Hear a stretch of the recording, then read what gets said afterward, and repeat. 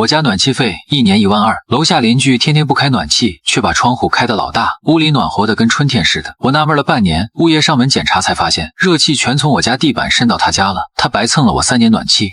春节我要回老家半个月，临走前把地暖彻底关了。第二天，他在业主群里发了10几条消息，骂我缺德，害他家冻得跟冰窖一样。下面还有满屏的语音条。我皱眉点开第一条，外放的声音尖利的像一把锥子，瞬间刺穿了客厅里电视的声音。林叔，你个小崽子，给我滚出来！大过年的把暖气关了，你什么意思啊？存心不让我们好过是不是？我手一抖，手机差点掉在地上。紧接着是第2条、第3条，他似乎完全不在意。群里还有几百个邻居在看。缺德带冒烟的玩意儿，心怎么这么黑呀？我家老人孩子都冻感冒了，你安的什么心？你家热气自己往下跑的，关我们什么事？有本事你让你家地板不漏热，装什么死啊？林叔，你给我出来说话！10几条语音，每一条都充满了不堪入耳的咒骂和颠倒黑白的指责。那尖锐的低音调像一把肮脏的刷子，在我脑子里来回刮擦，激起一阵生理性的恶心。我能想象到他此刻的嘴脸，一定是双手叉腰，唾沫横飞，脸上挂着那种全世界都欠了他的刻薄表情。血液嗡的一下冲上头顶，愤怒像烧红的烙铁，烫得我指尖都在发颤。我白白供了他3年暖气，没找他要1分钱，现在不过是关掉我自己的阀门，就成了十恶不赦的罪人。凭什么？几个被他艾特出来的邻居开始打圆场。哎呀，李姐消消气，过年的别生气，是不是有什么误会啊？楼上小陈不是那样的人吧？李秀梅立刻把炮火对准了他们。误会，他就是故意的。看我们家冬天暖和，他嫉妒。现在的年轻人心眼比针尖还小。又有人站出来，似乎是他的小团体成员。就是远亲不如近邻嘛，让邻居暖和点怎么了？非要弄得这么难看？小陈也太不近人情了，大过年的何必呢？看着这些颠倒黑白的言论，我气得浑身冰冷。什么叫让邻居暖和点？我付的钱凭什么要无偿赠送？我深吸一口气，压下心头的怒火，开始在输入框里打字。我要跟他理论，我要把物业的检查报告甩在他们脸上。可我的手指因为愤怒而不停颤抖，打了删，删了又打，始终组织不好一段足够有力的语言。就在这时，一条新的消息弹了出来，发布者是3-102王叔，他就住在李秀梅家隔壁。不好意思各位，我们家也要出门几天，地暖也关了。这条消息像一颗投入油锅里的石子，瞬间让整个群聊彻底沸腾。王哥，你家也关了？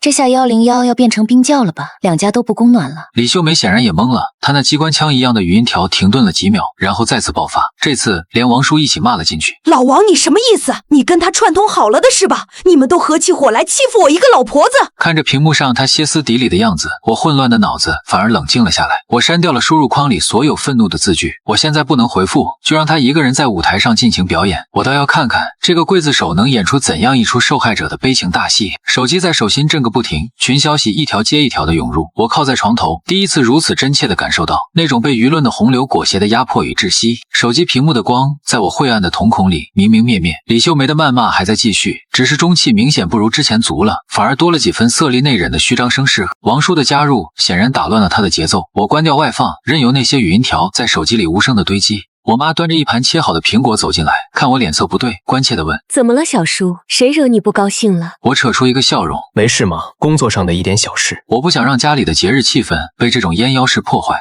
回到房间，我关上门，整个世界都安静了。我靠着门板做了一个深呼吸，将胸腔里翻涌的怒火与委屈一点点压下去。愤怒解决不了问题，只会让我像他一样变成一个失去理智的泼妇。我要的不是跟他对骂，而是让他闭嘴，让他为自己的行为付出代价。我重新点开业主群，手指冷静而稳定地敲击屏幕。大家好，我是201的林叔。关于李秀梅女士在群里对我进行的指责，我做几点说明。第一，我家里的地暖是我购买的商品，我作为所有者，拥有随时开启或关闭它的权利，这与任何人无关，更不需要向任何人解释。第二，关于李女士提到的她家暖和的问题，物业早已上门进行过专业检测，并明确告知其室内温度高于未开暖气的正常室温，热量来源正是我家地暖通过楼板的热传导。简单来说，李女士一家已经免费享受了我家3年的暖气，这一点我有与物业沟通的全部聊天记录作为证据。我从相册里翻出那张早就存好的截图，清晰地显示着物业经理关于热量渗漏的结论，点击发送，然后我继续输入。第三，我在在群里所有发言都基于事实，而李女士从刚才到现在对我本人进行了长达10几分钟，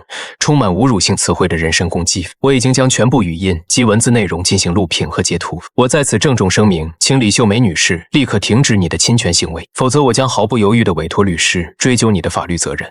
网络不是法外之地，成年人要为自己的每一句话负责。一长段文字条理清晰，不带一个脏字，却字字诛心。发出去的瞬间，持续沸腾的群聊像是被按下了暂停键，陷入了诡异的死寂。过了足足10几秒，才有人小心翼翼地冒泡。哇，原来是这样。我说呢，101冬天不开暖气，我看他家孩子还穿短袖，原来是蹭的楼上的，蹭了3年还骂人家，有点过分了吧？舆论的风向在铁铮面前瞬间发生了逆转。李秀梅的头像闪烁了几下，显然是看到了我的回复。她没有再发语音，而是打出了一行字，充满了恼羞成怒的气急败坏。挺精神个小伙子，你心肠怎么这么歹毒？我都说了，我家有老人有孩子，你这是要把我们往死路上逼。熟悉的卖惨，熟悉的道德绑架。没等我回复，王叔的头像亮了起来。李秀梅，我家也被你蹭了3年暖气，为了防止热气跑你家去，我们家靠你那边的房间，冬天连窗户都不敢开，墙角都发霉了，我们找谁说理去？王叔的发声像是一记重锤，彻底砸碎了李秀梅最后的遮羞布。就是啊，自己不交钱，还怪别人不给蹭，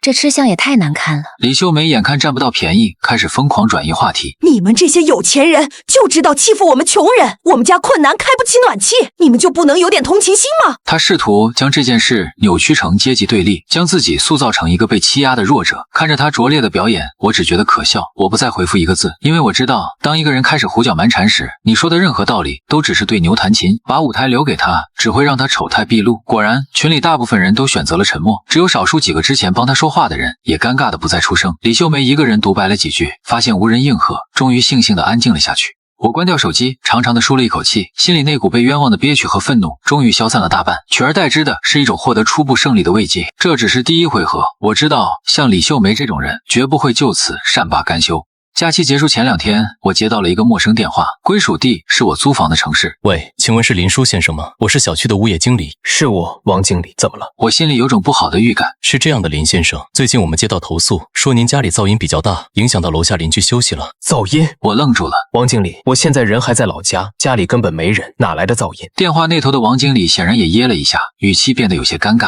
啊，您还没回来啊？我被气笑了。对，我现在离小区几千公里。您说的噪音是指我家半夜有人跺饺子线，还是有孩子在玩跑酷？这是李秀梅上次在群里骂我时用过的词，我猜这次的投诉也8、9不离十。这个女人在网络上没占到便宜，就开始玩阴的了。这就尴尬了。王经理的声音透着无奈。楼下的李女士一天给我们打10几个电话，说您家叮叮咣咣的，吵得她心脏病都要犯了。那您就告诉她，不是我家在响，可能是她心脏不好出现了幻听。说完，我直接打开微信，把实时定位共享了过去。王经理那边沉默了，过了好一会儿，他才连连道歉。对不起，林先生，是我们工作没核实清楚，我这就去跟李女士沟通。挂掉电话，我胸中的怒火再次被点燃。这个李秀梅简直就是个无赖。我点开业主群，发现李秀梅又在里面散布我噪音扰民的言论，说我仗着年轻不尊重老人，故意制造声响报复她。好啊，既然你这么喜欢表演，那我就给你搭个更大的舞台。我将刚才和物业王经理的通话进行了录音，然后把定位截图和录音文件一并甩进了业主群。各位邻居，关于李秀梅女士再次对我进行的噪音扰民指控，请大家看2样东西。第一，是我现在的实时定位，证明我本人根本不在小区。第二，是我刚刚与物业经理的通话录音，证明李女士在我家空无一人的情况下，向物业恶意投诉，谎称我家有噪音，1次是误会，2次是巧合，这3番5次的恶意重伤，您到底意欲何为？我的消息像2颗重磅炸弹，在沉寂的群里炸开了花。我的天，人都不在家，这怎么投诉的？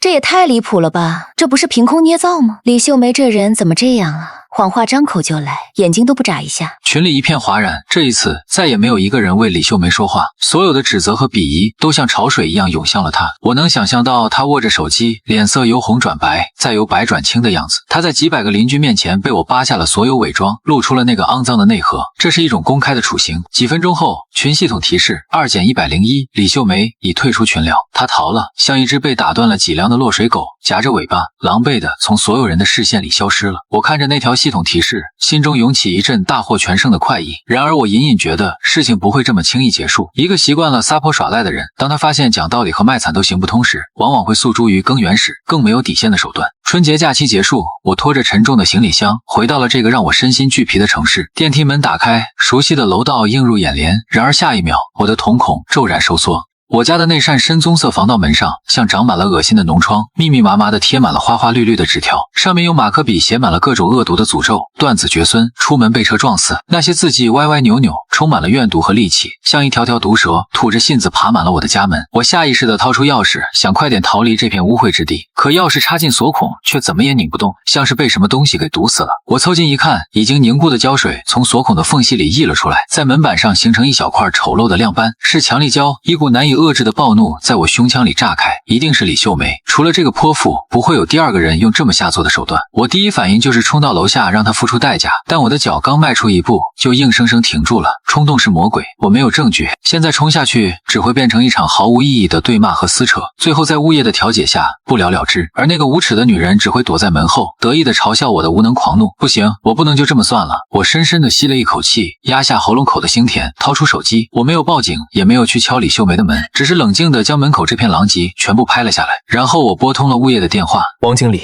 我是林叔，我现在在我家门口，我的门锁被人用胶水堵了，门上贴满了辱骂的纸条，我要求你们立刻调取监控。什么？王经理的声音充满了震惊。林先生您别急，我马上派保安过去，监控我也立刻就查。很快，两个保安气喘吁吁地跑了上来，看到门口的惨状，也倒吸一口凉气。十几分钟后，王经理的电话打了回来，声音里充满了歉意和无奈。林先生，对不起，您家门口那个位置正好是个监控死角，什么都拍不到。果然如此，我的心一沉，但并不意外。对方既然敢做得这么绝，肯定是早就勘察好了地形，他算准了我拿不到证据。知道了。我平静地挂了电话，旁边的保安一脸同情地看着我。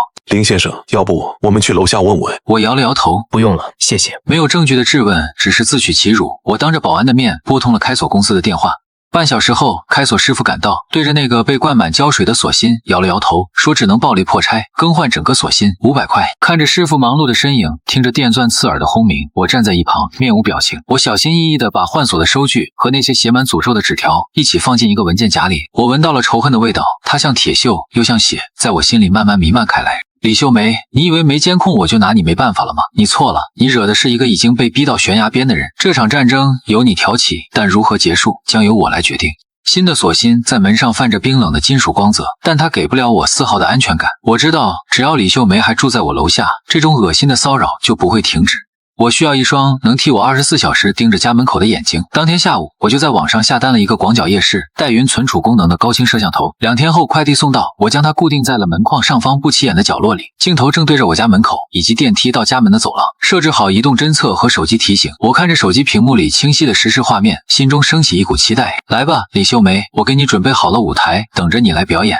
第一天晚上风平浪静，监控画面里一片死寂，我有些失望。第二天我照常上下班，一切如常。我开始怀疑是不是李秀梅也知道怕了。直到第3天凌晨3点15分，熟睡中的我被监控 APP 的移动侦测惊醒，我心脏猛地一跳，立刻点开了手机。屏幕上一道鬼鬼祟祟的身影出现在了监控画面里，尽管光线昏暗，夜视功能还是清晰地勾勒出了她的轮廓。是李秀梅，她穿着一身深色的睡衣，头发凌乱，手里提着一个黑色的塑料袋，她踮着脚尖，像个蹩脚的小偷，一步一步挪到我家门口。她警惕地左右看了看，确认楼道里没人后，迅速解开手中的垃圾袋，将里面散发着馊味的厨余垃圾一股脑地倒在了我的地垫上。做完这一切，她似乎还不解气，她往前凑了凑，对着我新换的门锁狠狠地呸了一口，浓痰粘在门上，在夜视镜头下显得格外恶心。然后她像完成了一项什么了不起的壮举，心满意足地转身消失在了监控画面里。我看着手机屏幕上那段循环播放的视频，胃里一阵翻江倒海，愤怒和恶心交织在一起，但我没有尖叫，也没有冲下楼去，我只是将这段视频连同前几天拍摄的所有证据一起上传到了加密的云盘里，一笔一笔我都在给你记着。我躺回床上，眼睛死死地盯着天花板，心中一片冰冷的平静。很好，证据越多，你摔得越惨，我等着，等你把所有能用的下三滥手段都用尽。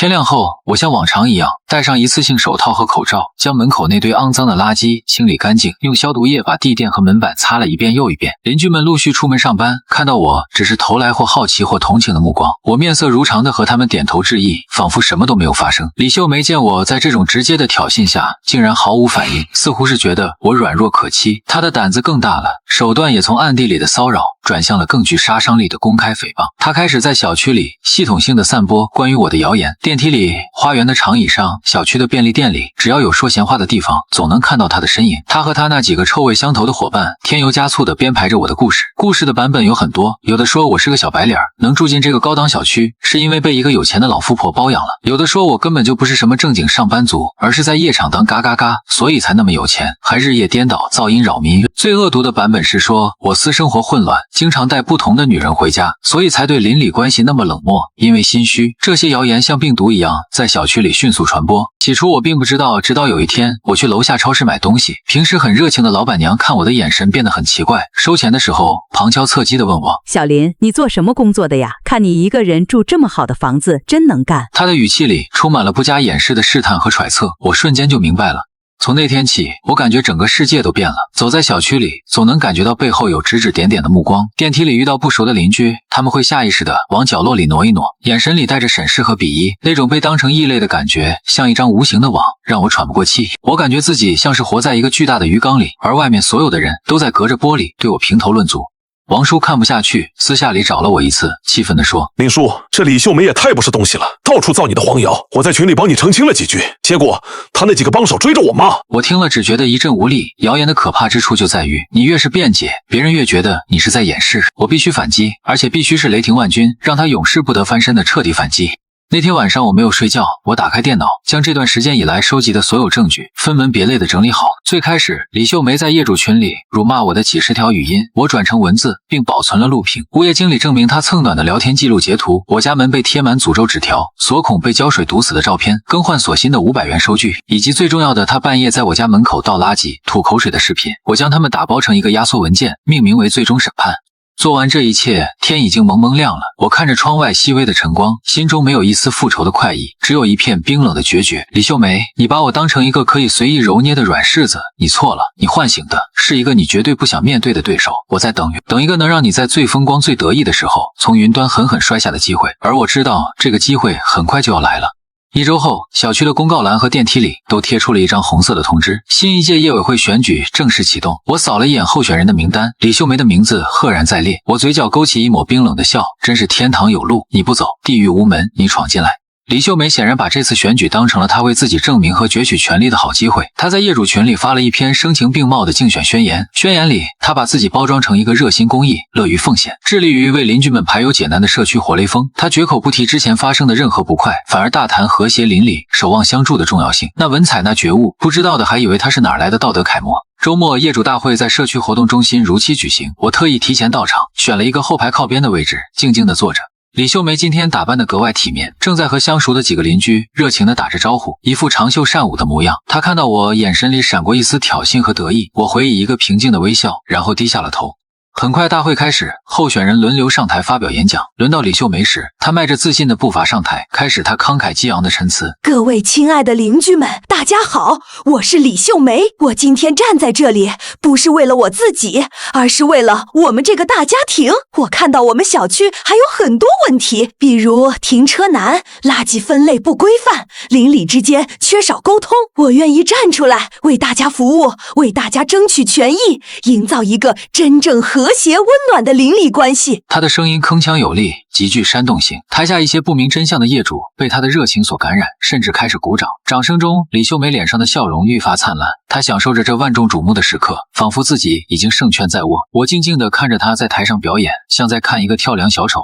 演讲结束，进入业主提问环节。主持人话音刚落，我便在所有人的注视下缓缓举起了我的手。那位男士，请讲。主持人指向我，瞬间全场几百道目光齐刷刷的聚焦在我身上。李秀梅在台上看到是我，脸色微微一变，但很快又恢复了镇定，嘴角甚至带着一丝轻蔑的笑。我没有理会她，平静的走上主席台，从包里拿出了手机和一个小小的 U 盘。主持人，各位邻居，在提问之前，我想先给大家看一些东西，一些关于李秀梅女士所倡导的和谐邻里关系的真实写照。我将 U 盘插进了连接着投影仪的笔记本电脑，点开了那个名为“最终审判”的文件夹。会场里一片安静，所有人都好奇地盯着巨大的幕布。我首先点开的是一个视频文件。为了让大家看得更清楚，我把灯光调暗一点。会场灯光暗下，投影幕布上的画面变得格外清晰。那是深夜的楼道，我家的防盗门在夜视镜头下显得轮廓分明。很快，一个鬼鬼祟祟的身影进入了画面，是李秀梅台下的观众席，发出一阵轻微的骚动。视频里，李秀梅熟练地将一袋湿垃圾倒在我家门口，菜叶和汤水洒了一地，然后她凑上前对着我的门狠狠地啐了一口。高清的摄像头将她那副怨毒的嘴脸拍得一清二楚。整个会场瞬间陷入了死一般的寂静，每个人都瞪大了眼睛，不敢相信自己看到的一切。站在台上的李秀梅脸上的血色以肉眼可见的速度褪去，从红润到煞白，最后变成一片死灰。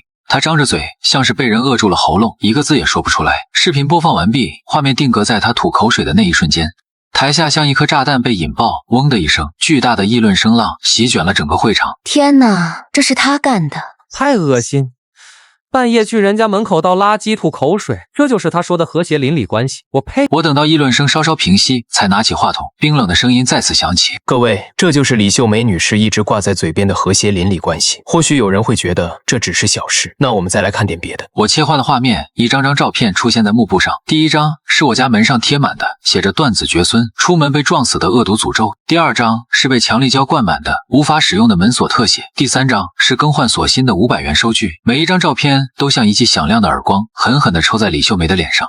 这些都发生在我关掉我家地暖之后，一个连监控死角都算计得清清楚楚的人，现在告诉我们要守望相助。我的声音里不带一丝感情，却让在场的每一个人都感到不寒而栗。最后，我打开了那个录屏文件，李秀梅在业主群里用最污秽、最尖酸的语言对我进行长达10几分钟人身攻击的语音，清晰地播放了出来。那些不堪入耳的咒骂，和她此刻在台上那副端庄得体的形象，形成了极其讽刺的对比。李秀梅的身体开始发抖，她嘴唇哆嗦着，试图辩解：你这是陷害，是伪造的。她的声音嘶哑而无力，在铁证面前，任何辩解都显得那么可笑。没有人相信她，所有人看她的眼神都充满了鄙夷、厌恶和愤怒。她苦心经营的热心大姐形象，在短短几分钟内被我撕得粉碎。这一刻，她不是什么业委会候选人，只是一个被当众扒光了衣服的小丑。李秀梅瘫坐在她身后的椅子上，面如死灰，眼神涣散，嘴里还无意识地重复着：不是我，是假的。台下的议论声已经变成了毫不掩饰的声讨。真是知人知面不知心呐！这种人还想当业委会主任？他当了我们小区还有好日子过吗？滚下去，滚下去！就在这时，一个身材壮硕的中年男人拨开人群，怒气冲冲地冲上了台，是李秀梅的丈夫。我以为他会道歉，或者至少会拉着他丢人现眼的妻子赶紧离场，但我错了。他二话不说，指着我的鼻子破口大骂：你个小崽子安的什么心？不就是一点邻里之间的小摩擦吗？至于要把人往死里整吗？他的声音洪亮，带着一股蛮不讲理的气势，试图用音量压倒一切。我们家秀梅是有点爱占小便宜，但她心不坏。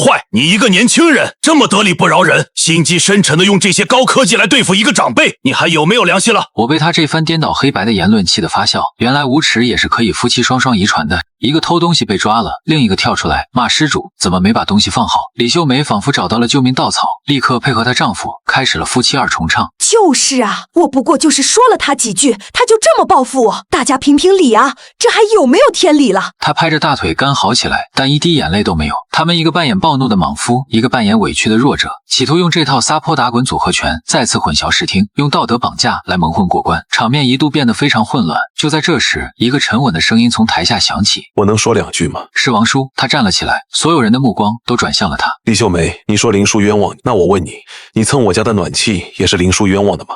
为了防你，我们家靠你那边的墙都发霉了，这事儿你怎么说？王叔的话像一把尖刀，精准地刺向了李秀梅夫妇的要害。紧接着，人群中又有2、3个人站了起来。还有楼道堆垃圾的事，我们家住他对门，说过多少次了，垃圾堆在门口几天都不扔，夏天臭的我们都不敢开门，物业来劝都没有。对，他还老把电瓶车推进电梯里充电，占地方不说，多危险啊！一个、两个、三个，越来越多被李秀梅日常行为骚扰过的邻居都站了出来，他们积压已久的不满，在这一刻被我点燃的导火索彻底引爆。原来苦李秀梅久矣的不止我一个人。物业王经理也适时的走上台，拿起话筒，一脸严肃的补充道：“我可以证明，之前林先生确实就门锁被堵的事情联系过物业，我们也确实查了监控，但因为是死角，所以没能提供证据。但这件事确有其事。”李秀梅夫妇彻底傻眼了，他们没想到，他们以为的群众基础，在事实面前是如此的不堪一击。他们成了众矢之的，那些原本支持他们的、为他们鼓掌的邻居，此刻看他们的眼神充满了被欺骗的愤怒。他们彻底被孤立了，站在舞台中央，被几百道鄙夷的目光包围，像两个被公开审判的罪犯。我看着他们从嚣张到心虚，再到此刻的绝望，心中那口被压抑了许久的恶气终于吐了出来。那场本该严肃的业委会选举，最终以一场闹剧收场。李秀梅的名字被工作人员当场从候选人名单上划掉，她和她丈夫在几百双眼睛的注视下，在一片不要脸、滚出去的斥责声中挤出了会场。他们的背影写满了狼狈与不堪。我达到了目的，撕开他们的面具，让他们在自己最想表现的舞台上摔个粉身碎骨。所以我没有再穷追猛打，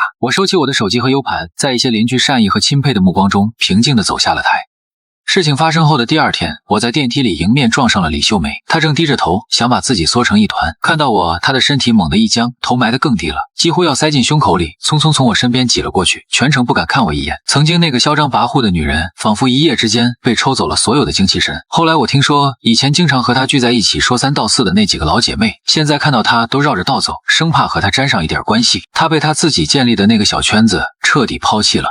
又过了几天，王叔在小区花园散步时碰到我，神秘兮兮地告诉我，他前一天晚上听到2-101房里传来激烈的吵架声，是李秀梅的丈夫在骂她，说她把家里的脸都丢光了，让她儿子在学校都抬不起头，在单位也成了同事的笑柄。据说男人提出了卖房，要跟他这个惹事儿精一刀两断。我听了心里没有丝毫波澜，成年人的世界没有谁是无辜的，你种下什么样的因，就会结出什么样的果。